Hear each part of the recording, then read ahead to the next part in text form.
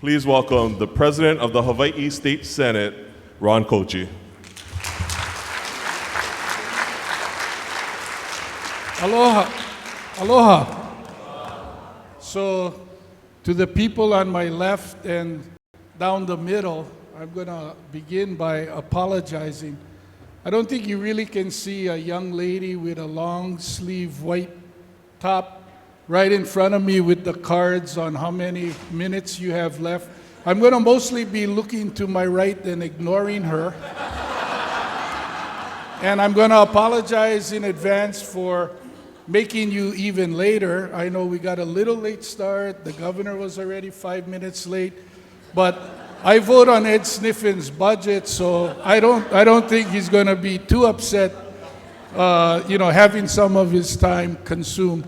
So first, like the governor, to the industry, thank you so much. And I'm not going to go way back in time, but as he referenced both COVID and the fires on Maui, in both instances, when we were trying to find ways to safely house both our first responders and visitors, the visitor industry stepped up and made units available. In how we safely reopened, there was great collaboration in how we tried to get our economy to recover.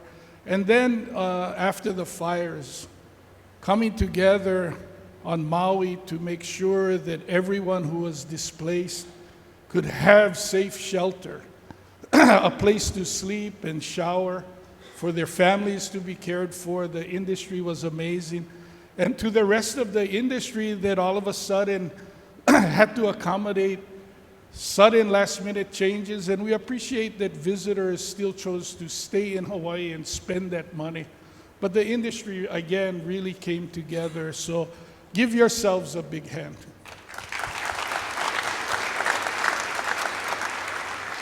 And then I have two thank yous and then one point I want to make. I want to begin by thanking Terry Orton. This facility has been a drag on the state budget. And the job that she has done has been amazing to not just get the convention center breaking even, but the convention center now is a revenue generator contributing to the health of our economy. And unlike Director Tokioka, and I used to vote for him because I lived in his house district on Kauai, he plays pickleball. Chair DeCoit plays pickleball. Nothing about this says pickleball. But I do know that it is amazingly popular, and now Terry got pickleball courts and the equipment. And I guess the first tournament being held here will house, they've got like 243 teams signed up already. And that wasn't anything on our radar 3 years ago. So it's how do we keep up? How do we look to the future? How do we continue to be relevant?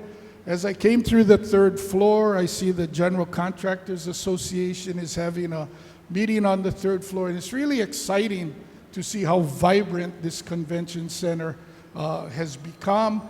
And I was actually the council chairman on Kauai when we were having the legislature pass the first hotel room tax to take care of both the counties as well as fund the convention center to see the trials and tribulations and the history. I'm just really thrilled.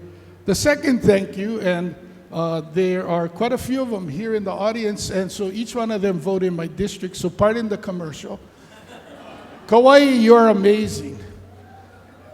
You know, the KA Beach and the work to put limitations on the amount of visitors that could go to KA Beach was a result of the flood that closed the road and made us really appreciate the resource and also understand the damage that was done. Now, I was supportive of those efforts, but Nadine Nakamura, the representative for that district, really spearheaded the community meetings and worked with DLNR and the community to get us to where we were, to set up a model that was then taken to Wainapanapa and to Diamond Head, Sue Kanoho leading our Visitors Bureau, Nalani Bruin, the county's Economic Development Department, and the Chamber, and all the other organizations. And what is great to represent Kauai is that you don't have people who are fighting to take the credit for a program that happened. You have people who are rushing to find collaborators so that we're not having a small hill of success, but with the collaboration, we have a mountain of success. And so, to my Kauai team, you continue to impress me in everything you do every day you go to work. Could I get a big hand for people who are going to vote for me?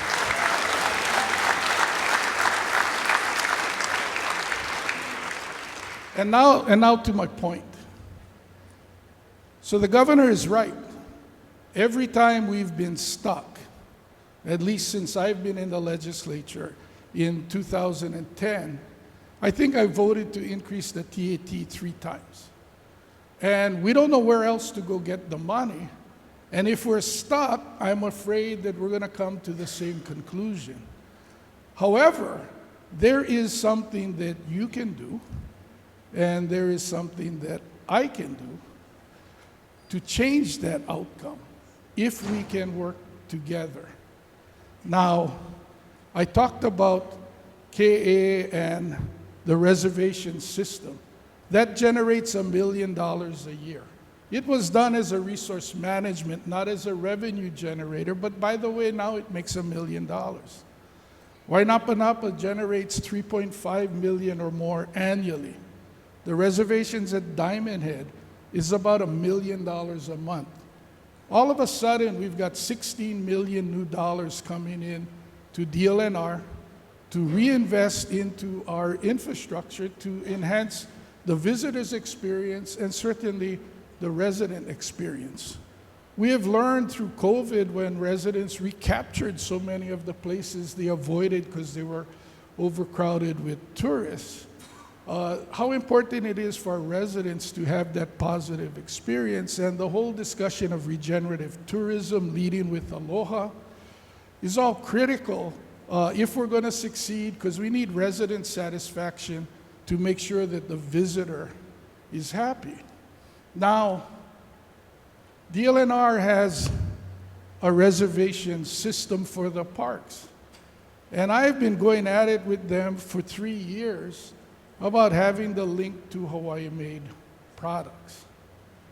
And I asked this morning, Caroline Anderson, Daniel, Stephanie, is anybody from DLNR registered to attend? And they told me, no, they did a panel yesterday. I said, so you're telling me they came here to tell you what they're doing, but they're not here learning what you do. Where are people from the county parks department? And they're not here. Where are people from the lifeguards? Kauai used to lead in an unfortunate statistic of drownings. We have been a lot better. We've got a much better educational program. We've invested in equipment and the lifeguards that man the beaches. But every time we get one incident of a drowning, the negative publicity is so terrible. What was the headline either today or yesterday? Kalalau Trail reopened after norovirus outbreak had shut it down. And that thing, with the way electronic media works today, went around the world. So how do we partner? How do we get DLNR? How do we get county parks, the lifeguards, to get out of a micro view of what their mission is and the macro view about where they fit in to this whole puzzle of driving our economy as our partners? But they're critical partners who are simply not here today. And maybe they're waiting to be invited. And if that's the case, please invite them. Let them know. But to DLNR, Jimmy, and I don't know, we got to fund more technology money here for the convention center or with Terry, but he couldn't get them to shoot a page on his laptop on the screen. But if you ask Jimmy, because I want him to work hard today, he can show you the page. So the DLNR reservation system has beautiful pictures of Wainapa, KA, Diamond Head, talks about, all the great things that DLNR does. And then if you actually take the time to scroll to the very bottom of the page, on the list of icons, then you'll see Made in Hawaii. But it doesn't tell you, like, click on this and you can buy Made in Hawaii products. It just says Made in Hawaii. Now, in the opening, when they thank the Made in Hawaii sponsors, you know, DBED pushes and tries to help them. But in regenerative tourism, in reestablishing our connection with the residents here, most residents believe that the money generated by the visitor industry is going to owners outside of Hawaii. So they don't count all of the salaries that employees are making, all of the spending employees do. They don't count all of the purchasing you do for all of the goods and services in the hotel. But the easiest way for us to break that cycle is to start having their friends who are running cottage industries throughout these islands saying at their get-togethers, I just made $1,000 last week from orders from the reservation system of the tourists who are coming to Hawaii. And all of a sudden, that is the anchor for the local resident to understand who is really participating in this.